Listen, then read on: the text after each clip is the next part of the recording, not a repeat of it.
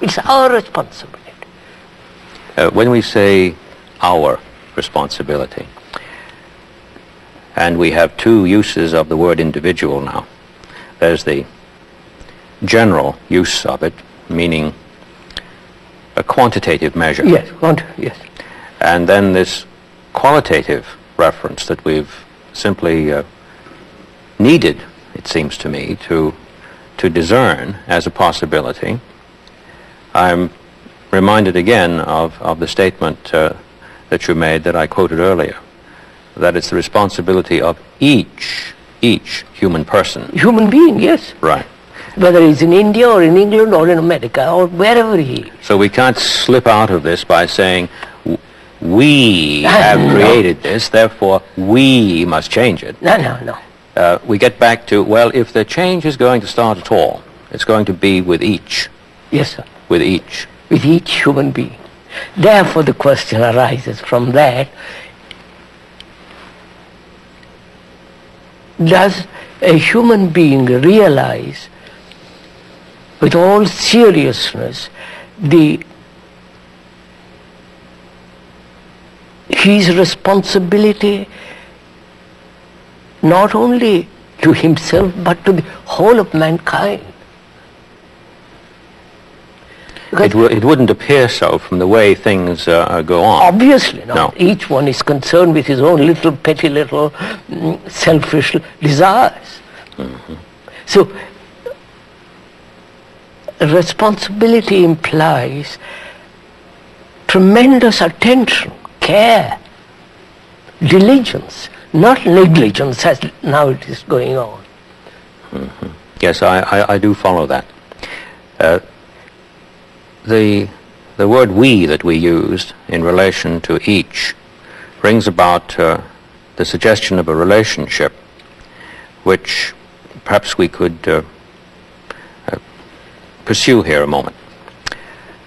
There seems to be something indivisible, apparently, between what we refer to by each, or the individual person as the usage is usually construed.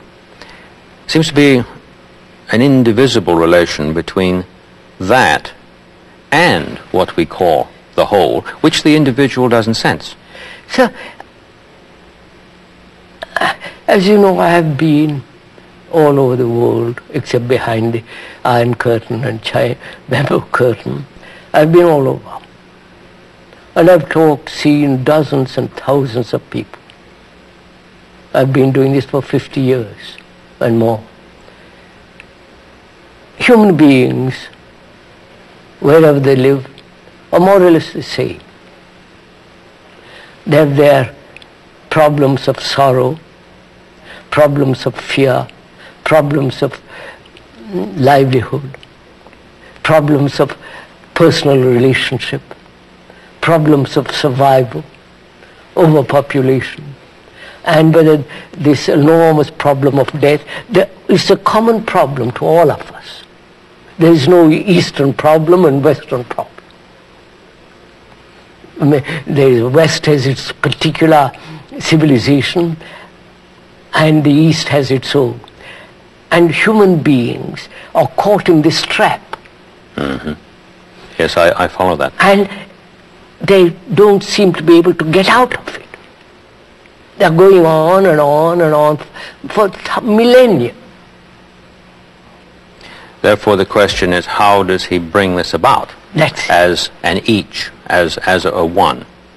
The word individual, as you've just described it, seems to me to have a relationship to the word transform in itself. And I'd like to ask you whether you would agree in this. It seems that many persons have the notion that to transform a thing means to change it utterly without any relationship whatsoever to what it is as such. That would seem to ignore that we are talking about a form that undergoes a change, which form itself still abides. Yes, I understand. Otherwise, the change would involve a loss. So, are we asking this question, sir? What place has knowledge in the regeneration of man, in the transformation of man, in the fundamental, radical movement in man. What place has knowledge and therefore time? Fine. Is that what you're asking? Yes, yes I am, because either we accept that a change that is a genuine change means the annihilation of what preceded, or we're talking about a total transformation of something that abides. Yes. So let us look at that word for a minute. Good. Revolution, in the ordinary sense of that word, means, doesn't it, not an evolution, a gradual evolution. It's a revolution. No, it doesn't mean that then. Right, I agree. A revolution is generally meant, if you talk to a communist, he wants to overthrow the government. If you talk to a bourgeois, he's frightened. Mm-hmm. If you talk to an intellectual, he has various criticisms about revolution. Now, revolution is either bloody, Yes. or revolution in the psyche, Yes. outward or inner. Outward or inner.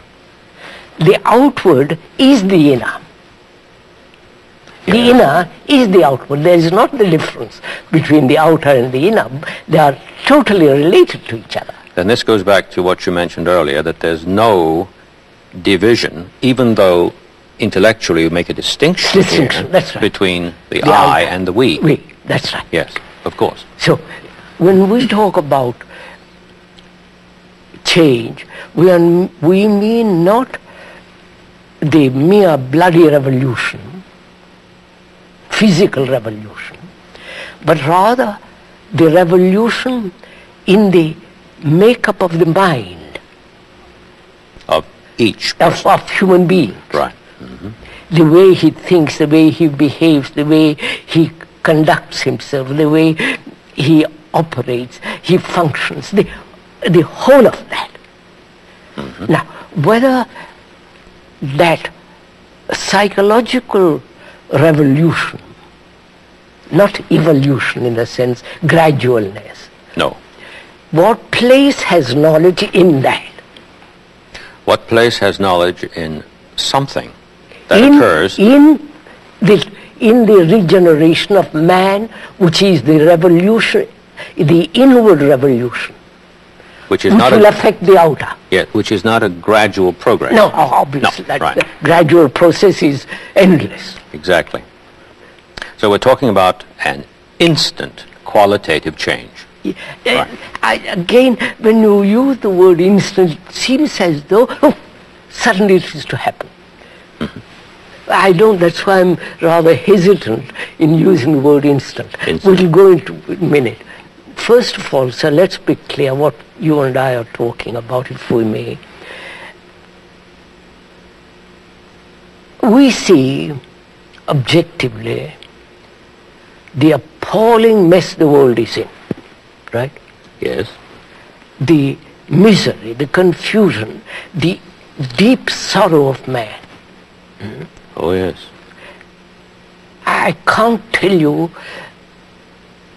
what I feel when I go around the world. The pettiness, the shallowness, the emptiness of all this, of the so-called Western civilization, if I may use that word, into which the Eastern civilization is being dragged into. And we are just scratching on the surface all the time.